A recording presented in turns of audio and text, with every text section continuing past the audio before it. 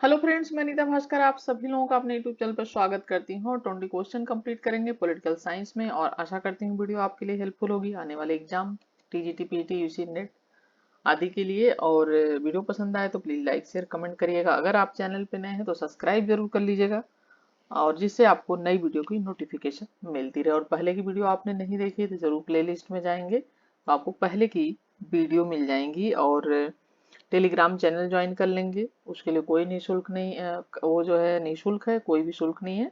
तो उसमें आपको पीडीएफ भी पॉलिटिकल साइंस की जो लेक्चर्स वीडियो है उसमें आपको पीडीएफ भी मिल जाएंगी। ठीक है, तो आशा करती हूँ कि आप जरूर पहले की वीडियो जरूर देखेंगे अगर आपने नहीं देखा है तो।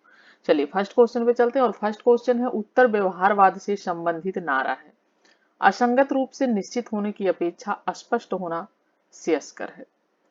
सेकेंड पॉइंट है अस्पष्ट होने से गलत होना अधिक अच्छा है। तो सही विकल्प इसका क्या होगा? ठीक है, राइट ऑप्शन क्या हो जाएगा? ऑप्शन ए यानी फर्स्ट सही, यानी असंगत रूप से निश्चित होने की अपेक्षा अस्पष्ट होना श्रेयस्कर है। ठीक है, और जैसे कि जिस प्रकार से डेविड ईस्टन ने व्यवहार की 8 विशेषताएं बताई थी, ठीक है, और उसी प्रकार से उन्होंने उत्तर व्यवहारवाद की, ठीक है, उत्तर व्यवहारवाद की 7 विशेषताएं बताई हैं। ठीक है, 7 विशेषताएं उन्होंने बताई हैं जिसमें से कि तकनीकी के बजाय जो विषय वस्तु है वो, ठीक है, विषय वस्तु है वो प्राथमिक है। व्यवहारवाद का प्रमुख नारा अस्पष्ट होने से गलत होना अच्छा है। और वहीं उत्तर व्यवहारवादियों ने यह नारा दिया है कि अप्रासंगिक होने से स्पष्ट होना श्रेयस्कर है। अस्पष्ट होना, ठीक है, अप्रासंगिक होने से क्या है? प्रासंगिक होने से जो इससे अच्छा क्या है? अस्पष्ट होना। ठीक है, अस्पष्ट होना। ठीक है, और उन्होंने सामाजिक परिवर्तन पर बल दिया है, सामाजिक यथास्थिति पर नहीं दिया है। और राजनीति विज्ञान में मूल्यों को पुनर्स्थापित किया गया। राजनैतिक वैज्ञानिकों का बौद्धिक होने के कारण समाज में कुछ उत्तरदायित्व है व राजनीतिक वैज्ञानिकों को भी मानवीय मूल्यों की रक्षा करनी है। तो राइट ऑप्शन हो जाएगा ऑप्शन ए, केवल फर्स्ट सही है। सेकेंड क्वेश्चन है डेविड ईस्टन निम्नलिखित में से किसकी आलोचना करते हुए तथ्यों की निष्प्रयोजता का उल्लेख करते हैं? Max Weber, James Bryce, Herbert Spencer, Hegel. Right option हो जाएगा ऑप्शन बी, जेम्स ब्राइस। ठीक है, तो डेविड ईस्टन ने ब्राइस के दृष्टिकोण को मात्र तथ्यवाद व तथ्यों की निष्प्रयोजता कहकर उसकी क्या की है? आलोचना की है। ठीक है, और जो है संस्थावादी दृष्टिकोण के जेम्स ब्राइस जो है संस्थावादी दृष्टिकोण के समर्थक हैं। और संस्थावादी दृष्टिकोण के अंतर्गत प्रमुख रूप से पश्चिमी देशों की सरकारों और जो संस्थाएं हैं उनका अध्ययन किया गया। ठीक है, और 19वीं सदी के अंत और 20वीं सदी के प्रारंभ में जेम्स ब्राइस, लावेल और अश्वगार्की ने संस्थावादी दृष्टिकोण की विषय वस्तु के क्षेत्र में इस महत्वपूर्ण योगदान दिया। ठीक है, तो right option option B. Third question है आधुनिक इतिहासवादी राजनीतिक लेखन के संदर्भ में डेविड ईस्टन द्वारा वर्णित निम्नांकित में से कौन सा युग्म सही नहीं है? संस्थावादी चार्ल्स ई मैकलिन, अंतःक्रियावादी एलन, भौतिकवादी डनिंग, मूल्यवादी Sabine. Right option option D. क्या पूछा है? सही नहीं है। ठीक है, तो ऑप्शन डी हो जाएगा। देखिए, ईस्टन के अनुसार राजनीति सिद्धांत इतिहासवादी अर्थात ऐतिहासिक उपागम पर आधारित है और यह समकालीन समस्याओं के समाधान ढूंढने में असफल रहा है। अतः इसकी निर्माणकारी भूमिका समाप्त हो चुकी है और ईस्टन ने इतिहासवादी राजनीति लेखन को 4 भागों में विभाजित किया है। ठीक है, और जैसे संस्थावादी चार्ल्स ई मैकलिन कालीन, अंतःक्रियावादी एलन, भौतिकवादी डनिंग सेबाइन और मूल्यवादी ए डी लिंडसे। ठीक है, ये डी लिंडसे। ठीक है, तो राइट ऑप्शन यहाँ पे ये हो जाएगा, ये नहीं। फोर्थ क्वेश्चन है राजनीति सिद्धांत के विभिन्न धाराओं के बारे में निम्नलिखित पर विचार कीजिए। ठीक है, शास्त्रीय राजनीतिक सिद्धांत प्राचीन यूनानी संस्कृति में सुकरात, प्लेटो और अरस्तु के लेखन में उभरा और 19वीं शताब्दी की शुरुआत तक जारी रहा। सेकंड पॉइंट है आधुनिक राजनीतिक सिद्धांत अपने आप में संस्थागत, संरचनात्मक, वैज्ञानिक, प्रत्यक्षवादी, अनुभवजन्य, व्यवहारिक और मार्क्सवादी जैसे विभिन्न रुझानों को समाहित करता है। ठीक है, और नीचे दिए गए कूटों के अनुसार सही उत्तर का चयन करना है। और फोर्थ क्वेश्चन, और इसका राइट ऑप्शन हो जाएगा फर्स्ट और सेकंड दोनों। ठीक है, राजनीति सिद्धांत एक ऐसा दिशा सूचक यानी मार्ग, इसको दर्शक कह सकते हैं। ठीक है, मार्गदर्शक यंत्र की तरह होता है जो राजनीति क्षेत्र से संबंधित लक्ष्य की प्राप्ति में हमारे श्रम, समय को, और क्या, श्रम जो हमारा है, मेहनत, उसको क्या करता है, जो है उसको बचाने की कोशिश करता है, बचत करता है। और राजनीतिक सिद्धांत की दो धाराएं होती हैं, पहली आदर्शात्मक राजनीतिक सिद्धांत और दूसरी अनुभवात्मक यानी अनुभव मूलक राजनीतिक सिद्धांत। ठीक है, पहली कौन सी होती है, ये होती है पहली आदर्शात्मक। ठीक है, आदर्शात्मक राजनीतिक सिद्धांत, और दूसरी होती है अनुभवात्मक। ठीक है, अनुभवात्मक राजनीतिक सिद्धांत या अनुभव मूलक कह सकते हैं। ठीक है, तो आदर्शात्मक राजनीतिक सिद्धांत को शास्त्रीय सिद्धांत भी कहा जाता है। जो ये है इसको क्या कहते हैं, इसको शास्त्रीय सिद्धांत भी कहते हैं। ठीक है, और इसके अंतर्गत मूल्यों पर जोर दिया जाता है। ठीक है, आदर्शवादी है तो मूल्यों पर जोर देंगे, और इसके अंतर्गत मूल्यों पर जोर दिया जाता है। और इसके अंतर्गत सिद्धांतकार पहले मस्तिष्क में किसी चीज की क्या करता है, कल्पना करता है। ठीक है, और इसके बाद उसे व्यवहारिकता के धरातल पर लाने की या चरितार्थ करने की कोशिश करता है। दूसरा पॉइंट है अनुभव मूलक राजनीतिक सिद्धांत, जो है ये दूसरा आधुनिक राजनीतिक सिद्धांत कह सकते हैं इसे, के अंतर्गत सिद्धांत का व्यवहारिक यानी प्रचलित जो भी चीजें हैं राजनीति में तथ्यों को क्या करता है, एकत्र करता है। ठीक है, एकत्र करता है, और उसके बाद निष्कर्ष के आधार पर सिद्धांत का निर्माण करता है। किसके आधार पर, जो उसका निष्कर्ष निकलता है, परिणाम जो होता है उसके आधार पर सिद्धांत का क्या करता है, निर्माण करता है। शास्त्रीय सिद्धांत मूल्यों पर जोर देता है, और इसका आशय यह नहीं है कि जिसके अंतर्गत तथ्यों का बिल्कुल ही उपयोग नहीं किया जाता। यानी ये जो शास्त्रीय सिद्धांत है ये मूल्यों पर जोर तो देता है, लेकिन इसका मतलब यह बिल्कुल भी नहीं है कि ये तथ्यों को बिल्कुल ही उपयोग तथ्यों का नहीं करता है, और बल्कि इसमें तथ्यात्मक अध्ययन थोड़ा कम होता है, नाम मात्र का होता है। ठीक है, तो राइट ऑप्शन सी हो जाएगा। फिफ्थ क्वेश्चन है किसने राजनीति की परिभाषा संभव की कला the art of the possible के रूप में की है, Napoleon, Bismarck, Hitler, W Wilson. और राइट ऑप्शन हो जाएगा ऑप्शन बी, बिस्मार्क। तो बिस्मार्क ने राजनीति की परिभाषा संभव की कला the art of the possible के रूप में की है, और बिस्मार्क जर्मन साम्राज्य का, ठीक है, ये जर्मन साम्राज्य का ये क्या था, प्रथम चांसलर। ठीक है, प्रथम चांसलर, और तत्कालीन जो है यूरोप का प्रभावी नेता था। ठीक है, यूरोप का नेता। ठीक है, बिस्मार्क। तो राइट ऑप्शन ऑप्शन बी हो जाएगा। नेक्स्ट है राजनीति शास्त्र इतिहास एवं राजनीति के बीच स्थित है, अतीत में वर्तमान के बीचों बीच। उक्त कथन किसका है, ब्राइस का, पी जने का, या एलेक्सी द टॉकविल का, या आइवर ब्राउन का। और सिक्स क्वेश्चन हो जाएगा राइट ऑप्शन इसका ए हो जाएगा, ब्राइस का। ठीक है, जेम्स ब्राइस। तो राजनीति इतिहास एवं राजनीति के बीच स्थित है, अतीत एवं वर्तमान के बीचों बीच कथन ब्राइस का है। ठीक है, सेवन क्वेश्चन है अर्थशास्त्र का संबंध वस्तुओं से है, जबकि राजनीति शास्त्र का किससे है, लोगों से है। ठीक है, क्योंकि अर्थशास्त्र में क्या पढ़ते हैं हम, मांग, पूर्ति, मूल्य। ठीक है, ये सारी चीजें पढ़ते हैं जो कि वस्तुओं से संबंधित होता है। ठीक है, लेकिन राजनीति शास्त्र का संबंध किससे है, लोगों से होता है। और एक का लेना तो कीमत से है, और दूसरों का किससे है, मूल्य से है। और यह कथन किसका है, और राइट ऑप्शन हो जाएगा इसका ऑप्शन बी, आई ब्राउन। ठीक है, तो अर्थशास्त्र का संबंध वस्तुओं से, जबकि राजनीति शास्त्र का लोगों से है। एक का लेना कीमतों से है, दूसरों का मूल्य से है। तो ये आई ब्राउन का ये कथन है।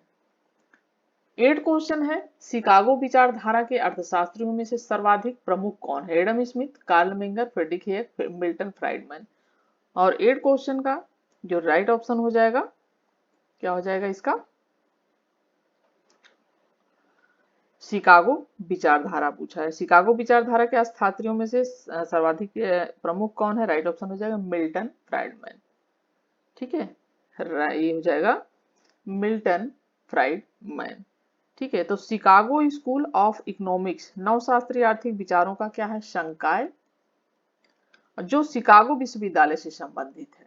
ठीक है, शिकागो विश्वविद्यालय, यूनिवर्सिटी, ठीक है, से संबंधित है।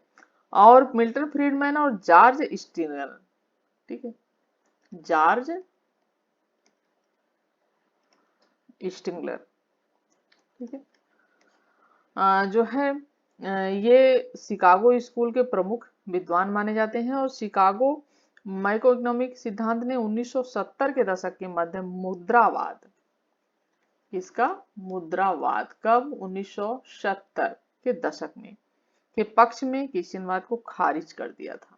ठीक है, तो राइट ऑप्शन हो जाएगा यहाँ पे option D, Milton Friedman. Next है निम्नलिखित राजनीतिक पतन के राजनीतिक सिद्धांत के पतन के लिए निम्नलिखित में से कौन से कारक उत्तरदायी हैं? और इतिहासवाद, प्रत्यक्षवाद, नैतिक सापेक्षवाद, आतिथ्यात्मकतावाद। और राइट ऑप्शन हो जाएगा इसका सभी सही है इसमें। ठीक है, 1 2 3 4 राइट ऑप्शन डी हो जाएगा। चारों विकल्प इसके जो है वो सही है। और राजनीतिक सिद्धांत के पतन के उपरोक्त जो कारक है उसका किसने प्रतिपादन किया था? डेविड ईस्टन ने। ठीक है, डेविड ईस्टन। नेक्स्ट है 10th क्वेश्चन, राजनीति विज्ञान का संबंध राज्य तथा उसके साधन सरकार से है, यह किसने कहा है? Garner, Gilchrist, Dimock, Seeley. और राइट ऑप्शन हो जाएगा option B, Dimock. Option B हो जाएगा। ठीक है, ए सी हो जाएगा, डिमॉक। ठीक है, इसका राजनीति विज्ञान का संबंध राज्य तथा उसके साधन सरकार से है, तो ये कहा है डिमॉक ने। ठीक है, देखिए अमेरिकी राजनीतिक विचारक मार्शल एडवर्ड डिमॉक, पूरा नाम मार्शल, ठीक है, मार्शल एडवर्ड एडवर्ड, ठीक है, डिमॉक मूलतः प्रशासनिक चिंतक हैं। ठीक है, ये प्रशासनिक क्या है? चिंतक, थिंकर्स, विचारक। राजनीति विज्ञान के विषय में इनका विचार है कि इसका संबंध राज्य और उसके साधन सरकार से है। और इनकी प्रमुख रचनाएं हैं जैसे स्टडी ऑफ एडमिनिस्ट्रेशन 1937, ठीक है, स्टडी ऑफ एडमिनिस्ट्रेशन,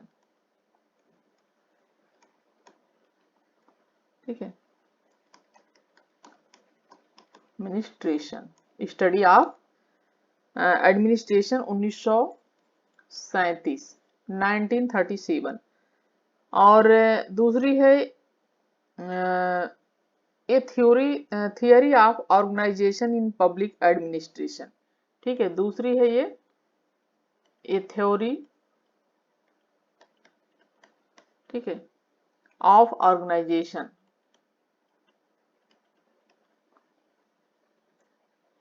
ठीक है, organisation, a theory of organisation in public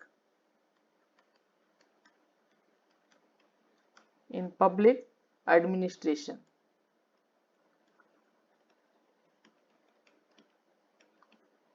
ये है इनकी दो बुकें, पहली स्टडी ऑफ एडमिनिस्ट्रेशन 1937 और दूसरी है theory of organisation in public administration. ठीक है, आप इंग्लिश में भी लिख सकते हैं। ये दो इनकी महत्वपूर्ण पुस्तकें डिमॉक की।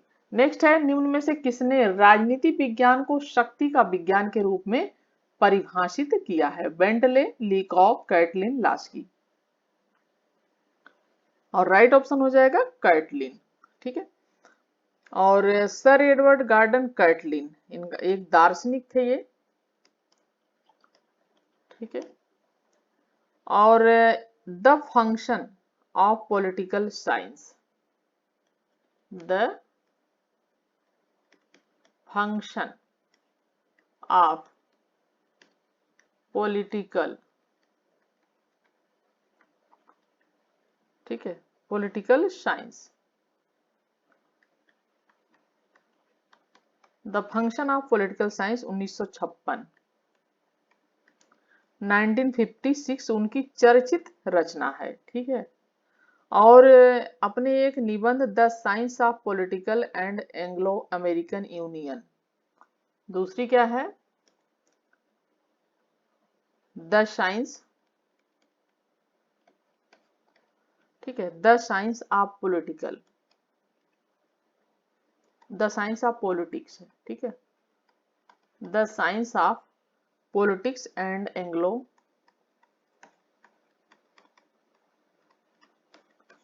ठीक है, Anglo American, Anglo American union, ठीक है, यूनियन में उन्होंने राजनीतिक विज्ञान को शक्ति के विज्ञान के रूप में परिभाषित किया। इसमें क्या कहा इन्होंने, शक्ति, ठीक है, शक्ति का विज्ञान, किसने, कर्टलिन ने, ठीक है। और दो बुकें हैं इनकी, the function of political science 1956 और the science of politics and Anglo American union, ठीक है, ये है दूसरी। और इसमें इन्होंने क्या कहा, शक्ति के विज्ञान के रूप में परिभाषित इन्होंने किया है, ठीक है, कर्टलिन ने। बुकों के नाम जरूर लिख लें, नोट कर लें। 12 क्वेश्चन है, किस विचारक का संबंध राजनीतिक पतन शब्द के साथ है, डेविड ईस्टन, हंटिगन, डेविड एप्टर, पावेल। और राइट ऑप्शन हो जाएगा ऑप्शन बी, हंटिंगटन, ठीक है, ऑप्शन बी हो जाएगा। और डेविड ईस्टन जो है, इनकी राजनीतिक सिद्धांतों के हास की संकल्पना का विकास, ठीक है, और इनका जैसे कि राजनीतिक पतन इनका। और डेविड ईस्टन की जो है वो है राजनीतिक सिद्धांतों, ठीक है, राजनीतिक सिद्धांतों के हास, ठीक है, हास की संकल्पना का विकास, का विकास, जो है ये डेविड ईस्टन की, और इनकी तो ये राजनीतिक पतन हो जाएगा। और डेविड एप्टर जो है राजनीतिक आधुनिकीकरण, ठीक है, राजनीतिक आधुनिकीकरण। और पावेल है जो, इनके संरचनात्मक प्रक्रियात्मक सिद्धांत, संरचनात्मक प्रक्रियात्मक एवं राजनीतिक संस्कृति, प्रक्रियात्मक सिद्धांत एवं राजनीतिक संस्कृति, ठीक है, एवं राजनीतिक संस्कृति, ठीक है, ये सब की है। तो राइट ऑप्शन यहाँ पे हंटिंगटन, राजनीतिक पतन के साथ है। नेक्स्ट है, निम्न में से कौन शास्त्रीय राजनीतिक सिद्धांत का प्रभावी समर्थक है, रॉबर्ट डहल, पीटर लासलेट, दांते जर्मिनो, डेविड ईस्टन, ठीक है। और राइट ऑप्शन हो जाएगा दांते, ऑप्शन सी राइट हो जाएगा। दांते जर्मिनो शास्त्रीय राजनीतिक सिद्धांत का प्रभावी समर्थक है, जबकि रॉबर्ट डहल, पीटर लासलेट और डेविड ईस्टन व जो है एक और हैं इसमें कोबा आते हैं, ये राजनीतिक पतन की संकल्पना का विकास करते हैं, ठीक है। अभी हमने पिछले क्वेश्चन में भी बात की थी इसके बारे में। तो राइट ऑप्शन यहाँ जाओगे सी हो जाएगा। यूनेस्को ने राजनीतिक विज्ञान का क्षेत्र कब निर्धारित किया था, और राइट ऑप्शन हो जाएगा 1948 ईस्वी में। और परंपरागत राजनीति जो है इन्होंने यूनेस्को ने राजनीति विज्ञान का क्षेत्र निर्धारित किया था। परंपरागत राजनीति सिद्धांत का क्षेत्र निर्धारण करने के लिए संयुक्त राष्ट्र की यूनेस्को की द्वारा सितंबर 1948, ठीक है, सितंबर। और विश्व के प्रमुख राजनीति शास्त्रियों का सम्मेलन आयोजित किया गया था, जिसमें परंपरागत राजनीति विज्ञान के क्षेत्र में जो है इन चीजों को शामिल किया गया था, जैसे राजनीति के सिद्धांत, राजनीतिक संस्थाएं, राजनीतिक दल, समूह लोकमत और अंतरराष्ट्रीय संबंध, ठीक है, ये सारी चीजें इसमें शामिल की गई थी, इंटरनेशनल रिलेशन। और 15 क्वेश्चन है, राजनीति विज्ञान के अंतर्गत राज्य तथा सरकार का अध्ययन किया जाता है और राजनीति विज्ञान की यह परिभाषा किसने दी है? लीकॉक, Gilchrist, Garner, Laski. Right option हो जाएगा ऑप्शन बी, गिलक्राइस्ट। तो सर्वप्रथम जैसे कहा जाए तो अरस्तु ने ही राजनीति शास्त्र को एक विज्ञान माना था। किसने माना था? अरस्तु ने, ठीक है, सबसे पहले राजनीति विज्ञान को इन्होंने विज्ञान माना था और इसीलिए अरस्तु को क्या कहा जाता है? राजनीति विज्ञान का पिता भी कहा जाता है, ठीक है, ये भी ध्यान रखना आपको। अरस्तु को जनक माना जाता है, पिता माना जाता है, ठीक है। और इसमें देखिए गिलक्राइस्ट का कथन है ये, और जो है विज्ञान माना था और राजनीति विज्ञान के अंतर्गत राज्य और सरकार का अध्ययन किया जाता है, यह किसने कहा है? गिलक्राइस्ट ने कहा है। नेक्स्ट है, परंपरागत राजनीति विज्ञान का निम्न में से कौन लक्षण नहीं है? अमृत स्वरूप, काल्पनिकता, दार्शनिकता पर बल, तथ्यों के अध्ययन पर बल। और राइट ऑप्शन क्या हो जाएगा इसका? ऑप्शन डी हो जाएगा, तथ्यों के अध्ययन पर बल। देखिए, परंपरागत रूप में राजनीति विज्ञान के अध्ययन को व्यक्तियों के राजनीतिक क्रियाकलापों तक ही सीमित समझा जाता था,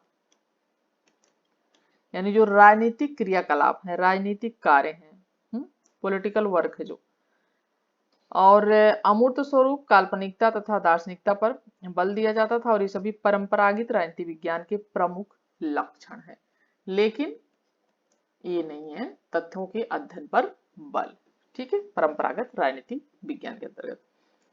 नेक्स्ट है, किसने कहा इतिहास का राजनीति विज्ञान के बिना फल नहीं तथा राजनीति विज्ञान का इतिहास के बिना जड़ नहीं? गार्नर ने, ब्लंडसली, सीले, पॉल जेनेट। और 17 क्वेश्चन का जो राइट ऑप्शन हो जाएगा ऑप्शन सी हो जाएगा, सीले, ठीक है। तो सीले ने यह कहा है कि इतिहास का राजनीति विज्ञान के बिना फल नहीं है तथा राजनीति विज्ञान का इतिहास के बिना जड़ नहीं है, और इसके माध्यम से सीले ने यही बताने का प्रयास किया है कि इतिहास और राजनीति विज्ञान दोनों एक दूसरे से अलग अलग न होकर क्या है? एक दूसरे के सहायक हैं या पूरक हैं, ठीक है, एक दूसरे के क्या हैं? पूरक हैं, सहायक हैं, ठीक है, ये कहा है किसने? सीले ने। 18 क्वेश्चन है, निम्न में से कौन सा समुच्चय राजनीति विज्ञान के विषय क्षेत्र को परिभाषित करता है? और राइट ऑप्शन हो जाएगा ऑप्शन डी, राज्य, मूल्य, सरकार, निर्णय निर्माण और राजनीतिक दल। ये क्या करते हैं? राजनीति विज्ञान का जो विषय क्षेत्र है उसको ये परिभाषित करते हैं, ठीक है। 19 क्वेश्चन है, कैटलिन के अनुसार राजनीति विज्ञान का विषय क्षेत्र क्या है? शक्ति अध्ययन, सार्वजनिक सहमति का अध्ययन, संघर्ष का, तनाव का अध्ययन, मानव स्वभाव का अध्ययन। राइट ऑप्शन हो जाएगा ऑप्शन ए, शक्ति का अध्ययन। तो जॉर्ज कैटलिन महोदय के अनुसार राजनीति विज्ञान का विषय क्षेत्र शक्ति का अध्ययन, और कैटलिन ने राजनीति विज्ञान को शक्ति का विज्ञान कहा है। इन्होंने क्या कहा राजनीति विज्ञान को? इसको शक्ति का विज्ञान कहा है, ठीक है, इस बात पर ध्यान दें क्योंकि कभी कभी ये पूछ लेता है किसने शक्ति का विज्ञान कहा है, तो ये कहा है कैटलिन ने, ठीक है, शक्ति का इन्होंने क्या कहा है? विज्ञान कहा है, ठीक है। और कैटलिन ऐसे पहले व्यक्ति थे जिन्होंने एक ऐसे व्यवस्थित सिद्धांत का विकास किया जिसमें शक्ति को केंद्रीय स्थान पर रखा गया, ठीक है। 20 और लास्ट क्वेश्चन, यह किसने कहा कि कौन क्या कब तथा कैसे प्राप्त करता है? यह राजनीति का विषय है, Lasswell, Laski, David Easton, Almond, ठीक है। और राइट ऑप्शन हो जाएगा लासवेल।